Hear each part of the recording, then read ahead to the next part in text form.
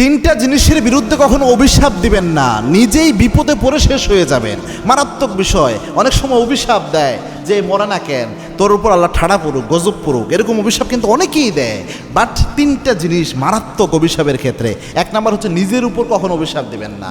নিজের উপর যারা অভিশাপ দেয়, এই অভিশাপ কিন্তু লেগে যায়। অনেকে আছে, আল্লাহ আমাকে তুমি চোখে দেখো না, দুনিয়া এত মানুষ মরে, আমি কেন মরি না, এরকম কথা। এটা কুফরির মতো, মৃত্যু কামনা করা নিজের, এটা মারাত্মক বিষয়, এটা কখনো করবেন না।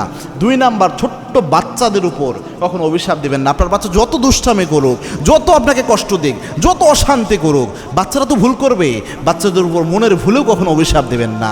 অনেক মা রয়েছে, একটু বিরক্ত করলেই বাচ্চা কয় তুই মরতে পারিস না, রাস্তাঘাটে এত মানুষ মারা যায়, আস্তাগফিরুল্লাহ। প্রিয় মায়েরা, আপনারা যদি বুঝতেন আপনার কথার কত মূল্য আপনার সন্তানের জন্য, এটা কখনো বলতে পারতেন না।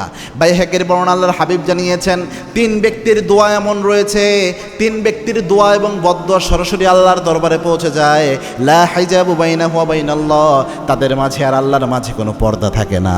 তার মাঝে আব্বা আম্মা যদি সন্তানের জন্য দোয়া বা বদদোয়া দেয়, সাথে সাথে কবুল হয়ে যায়। এজন্য এটা কখনো করবেন না। তিন নাম্বার হচ্ছে নিজের আব্বা আম্মাকে কখনো বদদোয়া দিবেন না, অভিশাপ দিবেন না, নিজের আব্বা আম্মাকে গালিগালাজ করবেন না। আল্লাহর হাবিব এদের উপর লানত করেছেন যারা নিজের আব্বা আম্মাকে অভিসম্পাত করে। আল্লাহ রাব্বুল আলামিন আমাদেরকে এটা বোঝার তৌফিক দান করুন, আল্লাহুম্মা আমিন।